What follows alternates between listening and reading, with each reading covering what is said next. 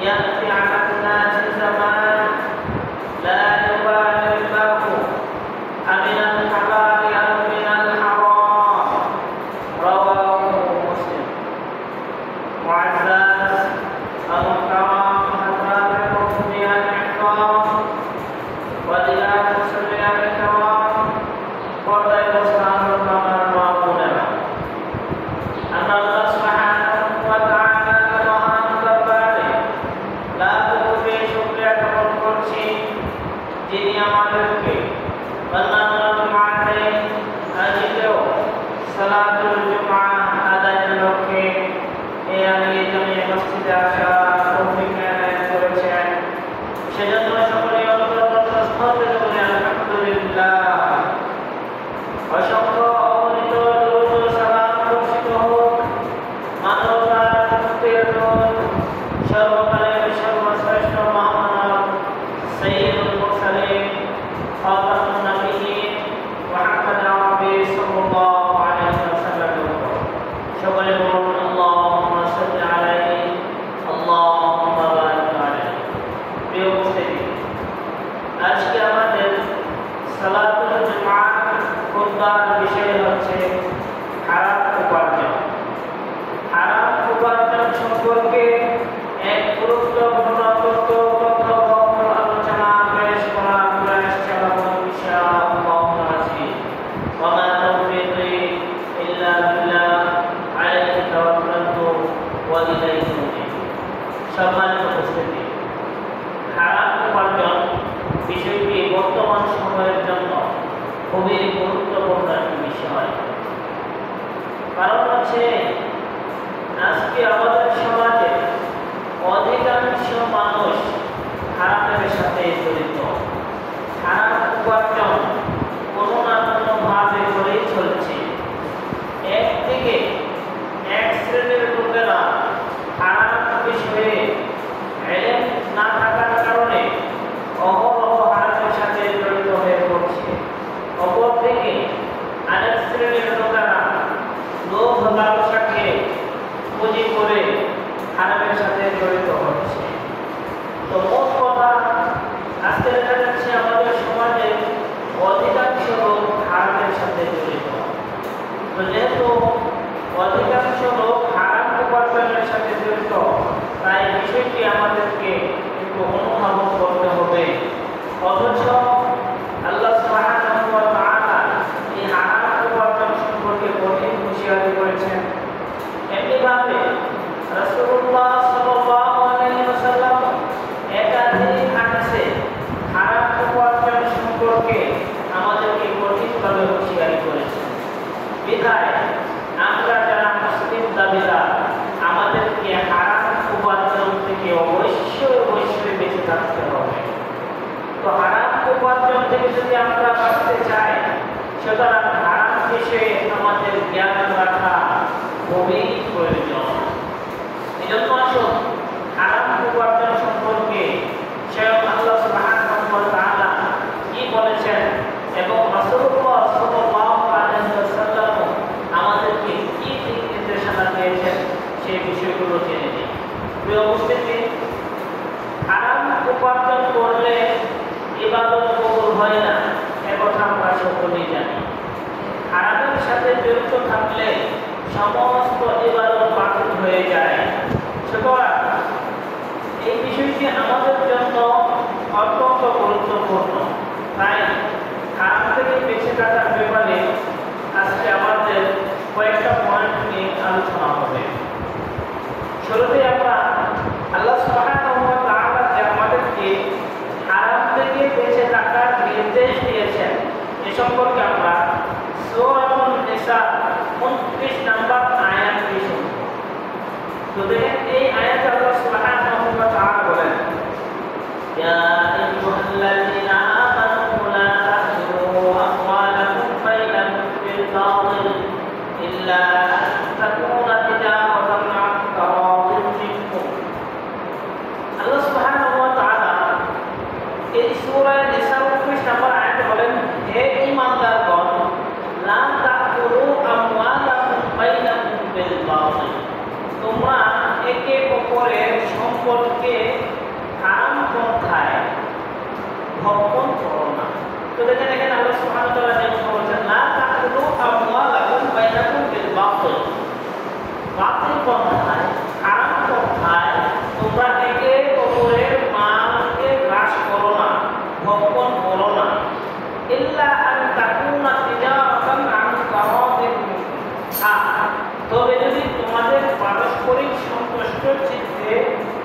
ব্যবসা বাণিজ্যের মাধ্যমে উপার্জন করে থাকো তাহলে সেটা ভিন্ন কথা। তো এখানে দেখেন আল্লাহ সুবহানাহু ওয়া তাআলা হারাম পন্থায়, বাতিল পন্থায় একে অপরের সম্পদকে গ্রাস করা, একে অপরের সম্পদকে কক্ষিগত করা, একে অপরের সম্পদকে গ্রহণ করা সম্পূর্ণরূপে নিষেধ করে দিয়েছেন। তিনি বলেছেন লা তাকুলু, তোমরা খেও না, তোমরা ভক্ষণ করো না। তো বিল বাতিল, এখানে বাতিল শব্দটা উল্লেখ করেছেন। বাতিল বলতে যত ধরনের হারাম পন্থা রয়েছে সমস্ত হারাম পন্থায়।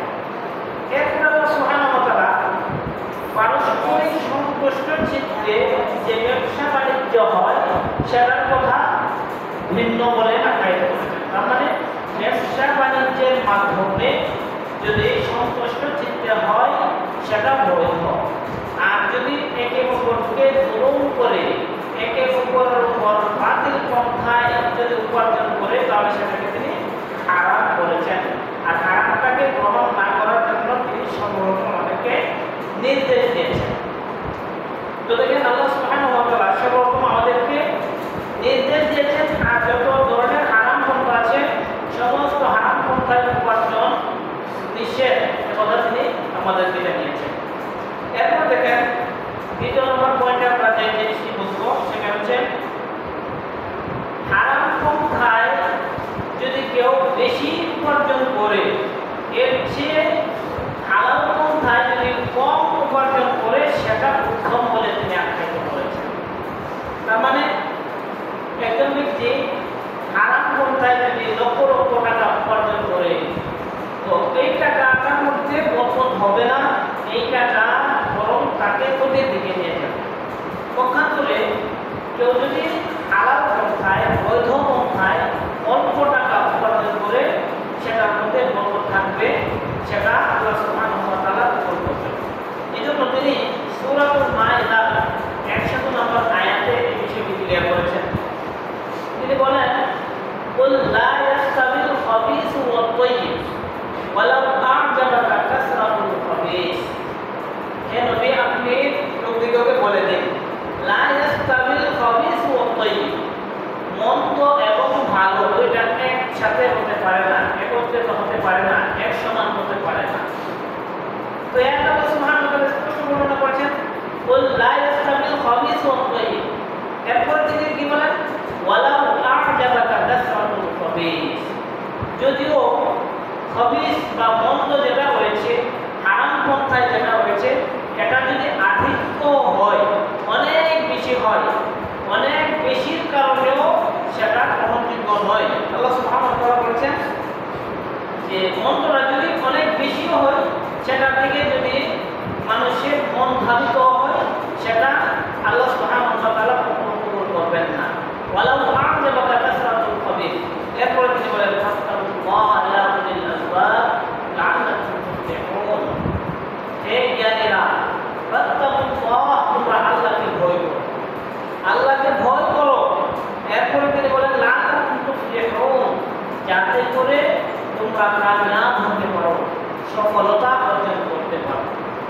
তো দেখেন এই আয়াতের মধ্যে আল্লাহ সুবহানাহু ওয়া তাআলা মন্দ বা হারাম পন্থায় যদি অনেক টাকা পয়সাকে উপার্জন করে তো সেটা সম্পর্কে আল্লাহ সুবহানাহু ওয়া তাআলা বলেছেন এটা, এবং যারা অল্প পয়সা অল্প টাকা পয়সা উপার্জন করে হারাম পন্থায় এক বরাবর হতে পারে না।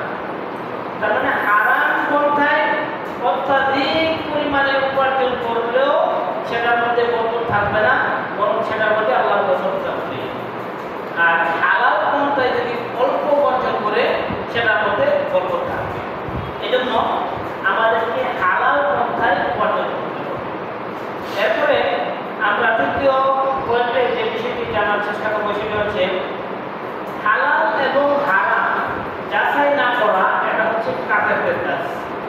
হালাল এবং হারাম দুইটা বিষয় যাচাই না করে কেউ যদি উপার্জন করে এই বিষয়টা হচ্ছে কাফেরদের কাজ বলে আল্লাহ সুবহানাহু ওয়া তাআলা আখ্যায়িত করেছেন। দেখেন এক্ষেত্রে আল্লাহ সুবহানাহু ওয়া তাআলা সূরা মুহাম্মাদের 12 নম্বর আয়াত বলেন ওয়াল্লাযীনা কাফারু ইয়াতামাত্তাউনা ওয়া ইয়াকুলুনা কামা তাকুলুল আনআম। আল্লাহ তাআলা বলেন ওয়াল্লাযিনা কাফারু ইয়াতামাত্তাউনা, তারা ভোগ বিলাস করে, তারা যে উপার্জন করে, ওয়ায়াকুলুনা, এবং তারা খাদ্য খায়, তারা খাওয়া দাওয়া করে, উদ্যাপন করে। কিভাবে? কামা তাকুলুল আনআম, যেরকম ভাবে চতুষ্পদ জন্তুরা করে থাকে। তার মানে চতুষ্পদ জন্তু হালাল হারামের যাচাই বাছাই করে না, যার সামনে পায় তাই খায়। কি বলেন আপনারা? এই যে গরু বন, ছাগল বন বা চতুষ্পদ যত ধরনের জন্তু আছে, এগুলোর সামনে যে কোনো খাবার দিয়ে দিলে, অর্থাৎ এই পশুগুলো যেগুলো খাইতে পারে, এখন কাঠ সম্পদ এটা কিসে দেখবে? এটাতে আপনার জ্ঞান আছে? জ্ঞান নেই। তো কাঠ সম্পদ কিভাবে আনা হয়েছে? হালাল পন্থায় আনা হয়েছে না হারাম ভাবে আনা হয়েছে? এটা ওই যে চতুষ্পদ জন্তু তারা যাচাই বাছাই করতে পারবে না, এই জ্ঞান তাদের নেই। তো আল্লাহ সুবহানাহু ওয়া তাআলা এই চতুষ্পদ জন্তুর মতো আখ্যায়িত করেছেন কাফেরদের কর্মকাণ্ড।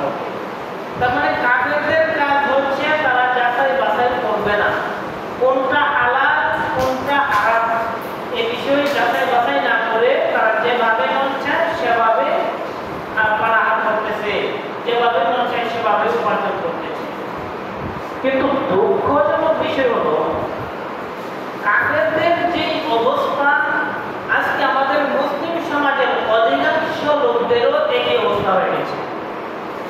আজকে আমাদের মুসলিম সমাজের অনেকে বা অধিকাংশই হালাল হারাম যাচাই বাছাই করি না, কোনটা হালাল কোনটা হারাম এই বিষয়ে আমাদের নলেজ নেই, এ বিষয়ে আমাদের জ্ঞান নেই। আমরা একটু জানার চেষ্টাও করি না কোনটা হালাল কোনটা হারাম, যার কারণে দেখা যাচ্ছে আমাদের অধিকাংশই হারাম উপার্জনের সাথে জড়িত হয়ে পড়ছি, হারাম খাদ্য অহরহ খেয়ে ফেলছি, একটু চিন্তা ভাবনাও করি না। আবার অনেকে জেনে শুনেও হারামের সাথে জড়িত, অনেকে জানে এই পণ্যটা হারাম, তারপরও আমরা খেয়ে ফেলছি। তো দেখা যাচ্ছে কেউ জেনেও করছে, আবার কেউ না জেনেও করছে, বিভিন্নভাবে হারামের সাথে জড়িত হয়ে পড়ছি আমরা। এই জন্য আমাদেরকে সতর্ক থাকতে হবে। আল্লাহ সুবহানাহু ওয়া তাআলা কিন্তু যারা হারামের সাথে জড়িত হয়ে পড়েছে, হালাল হারাম যাচাই না করে তাদেরকে চতুষ্পদ জন্তুর মতো বলেছেন। চতুষ্পদ জন্তু যেমন যাচাই বাছাই করার ক্ষমতা রাখে না, যারা কাফের তাদের অবস্থা এরকম, সুতরাং যারা হারামের সাথে জড়িত হয়ে যায় তাদের অবস্থাও এরকম, চতুষ্পদ জন্তু নেই। এজন্য আমরা যদি আশরাফুল মাখলুকাত হিসেবে সাব্যস্ত হয়ে থাকি, তাহলে অবশ্যই আমাদেরকে হালাল হারাম যাচাই করতে হবে। হালাল হারাম যাচাই না করলে বোঝা যাবে সে চতুষ্পদ জন্তুর মতো, এমনকি চতুষ্পদ জন্তুর চেয়েও খারাপ। কারণ চতুষ্পদ জন্তুর মধ্যে আল্লাহ সুবহানাহু ওয়া তাআলা এই জ্ঞানটা দেন নাই, যাচাই বাছাই করার এই জ্ঞান তাদের নেই। কিন্তু মানুষের মাঝে আল্লাহ সুবহানাহু ওয়া তাআলা এই জ্ঞান দিয়েছেন যাচাই বাছাই করার। প্রত্যেকটা মানুষকে আল্লাহ সুবহানাহু ওয়া তাআলা বুদ্ধি দিয়েছেন, জ্ঞান দিয়েছেন, সেই বুদ্ধি দিয়ে সে যাচাই বাছাই করতে পারবে। তো যেহেতু যাচাই বাছাই করতে পারবে, এখন যদি কেউ যাচাই বাছাই না করে তাহলে সে চতুষ্পদ জন্তুর চেয়ে আরো নিকৃষ্ট। এখন আল্লাহ সুবহানাহু ওয়া তাআলা বলেছেন বালহুম আদাল, তারা চতুষ্পদ জন্তুর চেয়েও নিকৃষ্ট। এজন্য আমাদেরকে হালাল হারাম যাচাই বাছাই করতে হবে। কিন্তু আমরা দেখলাম হালাল হারাম যাচাই বাছাই করতে হবে। সম্মানিত উপস্থিতি, হারাম উপার্জন বা হারামের সাথে জড়িত হয়ে পড়া মারাত্মক ধরনের একটা বিধি, যে কথা আল্লাহ রাসূল সাল্লাল্লাহু আলাইহি ওয়াসাল্লাম আমাদেরকে জানিয়েছেন যে শেষ জামানায় এমন একটা অবস্থা হবে অধিকাংশ মানুষ হারামের সাথে জড়িত হয়ে পড়বে। আল্লাহ রাসূল সাল্লাল্লাহু আলাইহি ওয়াসাল্লাম এক্ষেত্রে সহিহ বুখারীর 2059 নম্বর হাদিসটি বর্ণিত হয়েছে। রাসূলুল্লাহ সাল্লাল্লাহু আলাইহি ওয়াসাল্লাম বলেন, ইয়াতি আলান নাসি জামান, মানুষের নিকট এমন একটা জামানা আসবে, এমন একটা সময় আসবে, লা ইউবালিল মারউ, মানুষ একটু পরোয়া করবে না, একটু চিন্তা করবে না যে আমা আখাতা মিনহু আমিনাল হালাল আম মিনাল হারাম, সে যা গ্রহণ করছে এটা কি হালাল নাকি হারাম, এই বিষয়ে সে চিন্তাও করবে না, একটু যাচাই বাছাই করবে না। বছর আগে আমাদেরকে জানিয়ে দিয়েছেন সে জমানা এমন একটা পরিস্থিতিতে দাঁড়াবে, তখনকার মানুষগুলো এরকম একটা অবস্থাতে যাবে যে তারা চিন্তাও করবে না, একটু গবেষণাও করবে না কোনটা হালাল কোনটা হারাম। আচ্ছা আজকে দেখেন তো আমাদের সমাজে অধিকাংশ মানুষদের অবস্থা দেখেন তো, অধিকাংশ মানুষকেই দেখবেন যাচাই বাছাই করা তো দূরের কথা, যাচাই বাছাই চিন্তাও করে না, কোনটা হালাল কোনটা হারাম একটু জানার চেষ্টা করে না, জিজ্ঞাসা করার কোনো চিন্তাই নেই তাদের। এজন্য মুমিনদের দায়িত্ব হচ্ছে হালাল হারাম যাচাই করা। মুমিন যারা দাবি করবে তাদের অবশ্যই হালাল কোনটা হারাম কোনটা যাচাই করে তারপর অগ্রসর হওয়া। উপার্জনের ক্ষেত্রে কোন উপার্জনটা হালাল কোন উপার্জনটা হারাম প্রত্যেকটা বিষয়ের জ্ঞান সম্পূর্ণরূপে থাকতে হবে। যদি এই জ্ঞান না থাকে তাহলে হারামের সাথে জড়িত হয়ে পড়বে। এই জন্যই রাসূলুল্লাহ সাল্লাল্লাহু আলাইহি ওয়াসাল্লাম সে জামানার অবস্থা বলেছেন, সে জামানার পরিস্থিতি খুবই ভয়াবহ হবে, খুবই শোচনীয় হবে। মানুষ চিন্তা ভাবনা করবে না কোনটা হালাল কোনটা হারাম, একটু যাচাই বাছাই করবে না। এই জন্য সম্মানিত উপস্থিতি, আমাদেরকে অবশ্যই হালাল হারাম যাচাই বাছাই করতে হবে। এরপরে আমরা হালাল এবং হারাম যদি কেউ যাচাই বাছাই না করে বরং হারাম উপার্জনের সাথে জড়িত থাকে, এই হারাম উপার্জনের মধ্যে যে কোনো বরকত হবে না, এক্ষেত্রেও রাসূলুল্লাহ সাল্লাল্লাহু আলাইহি ওয়াসাল্লাম খুবই গুরুত্বপূর্ণ একটা হাদিস বলেছেন, যেটি বর্ণিত হয়েছে মুজাম্মুল কবিরের 1041 নম্বর হাদিস। দেখেন এই হাদিসে আল্লাহ রাসূল সাল্লাল্লাহু আলাইহি ওয়াসাল্লাম বলেন, ওয়া আইনামা রাজুলিন আসাবা মালা মিন গায়রি হিল্লিহি, কোন ব্যক্তি যদি হারাম পন্থায় হালাল বিধি রেখে হারাম পন্থায় যদি কোনো সম্পদ উপার্জন করে, কোনো সম্পদ যদি সে হারাম পন্থায় উপার্জন করে, এরপর আল্লাহ রাসূল সাল্লাল্লাহু আলাইহি ওয়াসাল্লাম বলেন ওয়ান ফাকা মিনহু, এবং হারাম উপার্জন করে এর থেকে সে খরচ করে, দান সাদাকা করে, ভালো কাজ করে, আরো অনেক নেককারমূলক কাজের সাথে জড়িত। এখানে উপার্জন করেছে হারাম কিন্তু সে ব্যয়টা করলো হালাল, হালাল পন্থায়। তার মানে সে দান করলো, তারপর পরিবারের পেছনে খরচ করলো, সন্তান সন্ততিকে খাওয়ালো, এগুলো কিন্তু সে বৈধ কাজ করেছে, কিন্তু উপার্জনটা করেছে কি হারাম। তো দেখেন আল্লাহ রাসূল সাল্লাল্লাহু আলাইহি ওয়াসাল্লাম কি বলেন, লাম ইউবারিকলাহু ফীহি, সে এই কাজটা করার কারণে তার বরকত, তার সম্পদের বরকতকে আল্লাহ সুবহানাহু ওয়া তাআলা ছিনিয়ে নেবেন, তার সম্পদের মাঝে কোনো ধরনের বরকত থাকবে না। শুধু তাই নয়, রাসূলুল্লাহ সাল্লাল্লাহু আলাইহি ওয়াসাল্লাম বলেন ওয়াইন তাসাদ্দাকা লাম ইউকবাল মিনহু, সে যেগুলো সাদাকা করেছে, সে যেগুলো ব্যয় করেছে, পরিবারের পেছনে খরচ করেছে সওয়াবের জন্য, তার সওয়াব হবে না। সে আল্লাহর রাস্তায় দান করেছে সওয়াবের জন্য, তার সওয়াব হবে না, তার কোনো কিছুই সওয়াব হবে না। ওমা বাকিয়া ফাযাদাহু ইলান, শুধু এতটুকুই নয়, রাসূলুল্লাহ সাল্লাল্লাহু আলাইহি ওয়াসাল্লাম বলেন সে যে হারাম উপার্জন করে আল্লাহর পথে দান করলো, এই দানটাই তাকে জাহান্নামে নিয়ে যাওয়ার জন্য যথেষ্ট।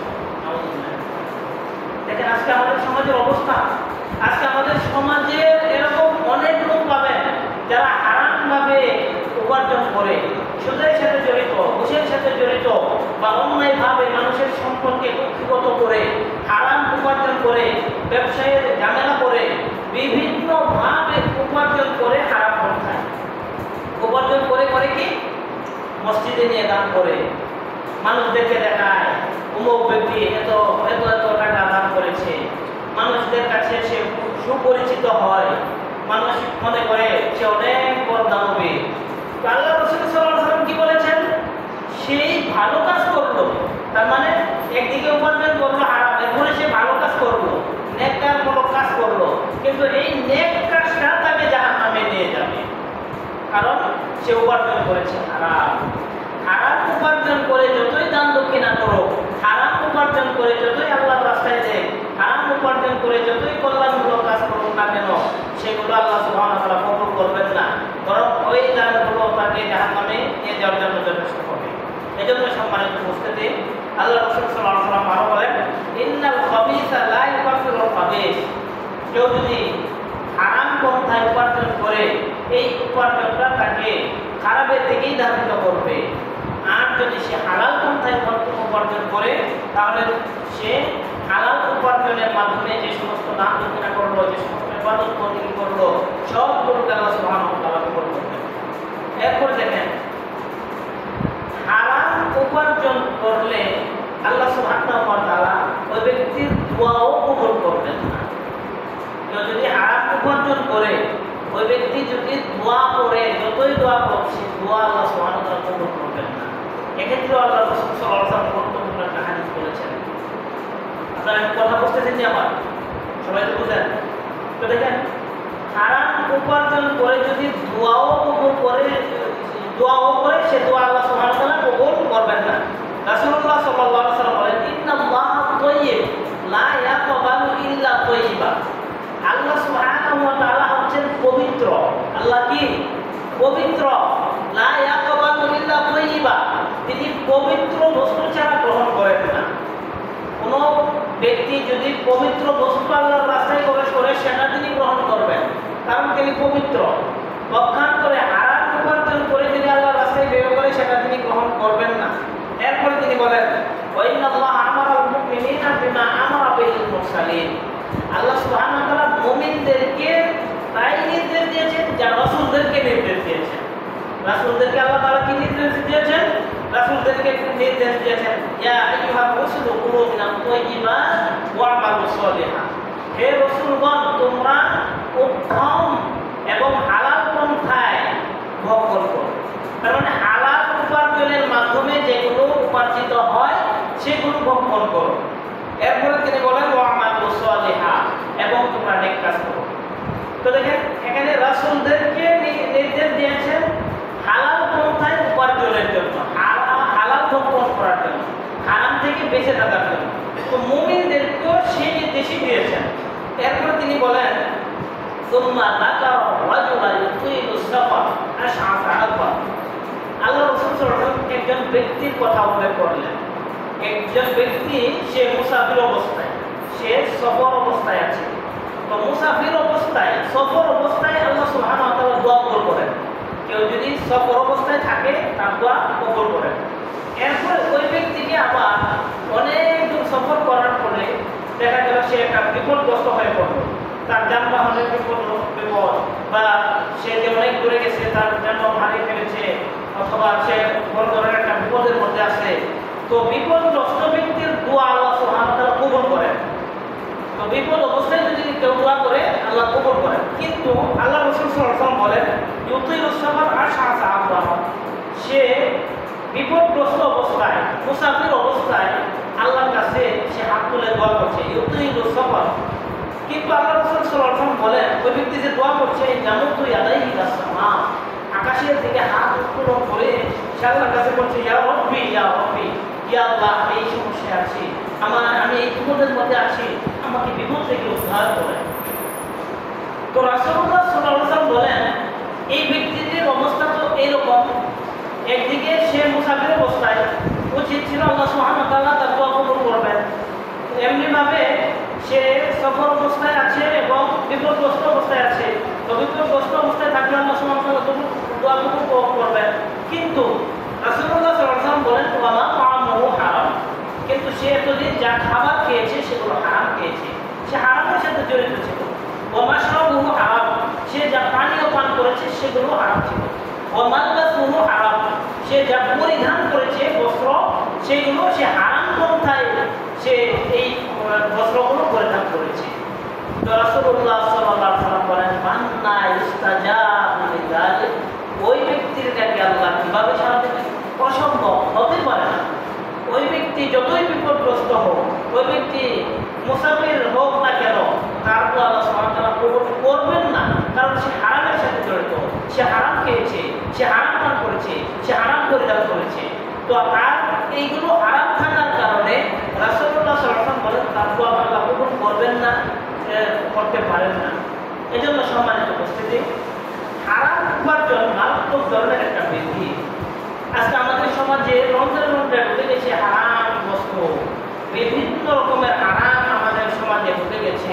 আজকে আমরা হারামের সাথে বিভিন্নভাবে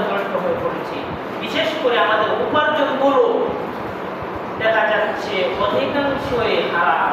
অতএব যদি আমরা মুমিন দাবি করি তাহলে অবশ্যই আমাদেরকে হারাম উপার্জন থেকে বেঁচে থাকতে হবে, সকল প্রকার হারাম থেকে বেঁচে থাকতে হবে। যদি সকল প্রকার হারাম থেকে বেঁচে থাকতে পারি তাহলে আল্লাহ সুবহানাহু ওয়া তাআলা আমাদের দোয়া কবুল করবেন, আমাদের ইবাদত কবুল করবেন। পক্ষান্তরে যদি কোনো রকমে আমরা হারামের সাথে জড়িত হয়ে পড়ি তাহলে দোয়া তো কবুল হবেই না, কোনো ইবাদত কবুল হবে না, বরং বিভিন্ন বিপদের ব্যাপার যেগুলো আমরা হাদিসের মাধ্যমে জানলাম সেই বিপদের সম্মুখীন হয়ে পড়ব। এজন্য আসলে আমরা হারাম বিষয়ে জ্ঞান অর্জন করে হালাল বিষয়ে জ্ঞান অর্জন করে যেটা আমাদের অত্যাবশ্যক জানা, কারণ হালাল হারামের জ্ঞান না থাকলে হারামের সাথে জড়িত হয়ে যাওয়াটাই স্বাভাবিক। অতএব হালাল হারামের জ্ঞান অর্জন করে সম্পূর্ণরূপে হারাম থেকে বেঁচে আমরা যেন হালাল পন্থায় উপার্জন করতে পারি। আল্লাহ সুবহানাহু ওয়া তাআলা আমাদের সকলকে সেই তৌফিক দান করুন। সকলে বলেন আল্লাহুম্মা আমিন।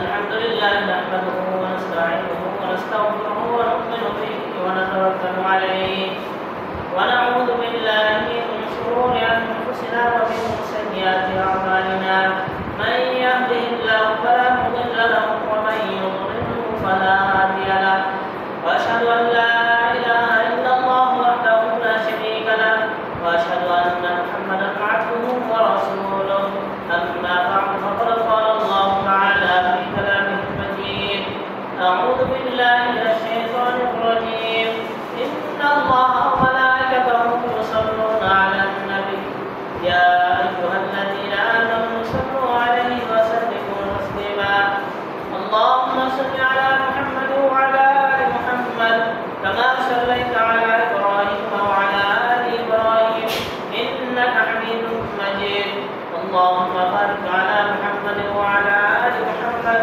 كما باركت على ابراهيم وعلى ال ابراهيم انك حميد مجيد ربنا ظلمنا انفسنا وان لم تغفر لنا وترحمنا لنكونن من الخاسرين ربنا آتنا في الدنيا حسنة وفي الآخرة حسنة وقنا عذاب النار ربنا لا تزغ قلوبنا بعد إذ هديتنا وهب لنا من لدنك رحمة إنك أنت الوهاب رب ارحمهما كما ربياني صغيرا اللهم إنك عفو تحب العفو فاعف عنا اللهم إنا نسألك رضاك والجنة اللهم إنا نسألك الجنة الفردوس اللهم إنا نعوذ بك من سخطك وغضبك من النار اللهم اكفني بحلالك عن حرامك واغنني بفضلك عمن سواك اللهم إنا نسألك علما نافعا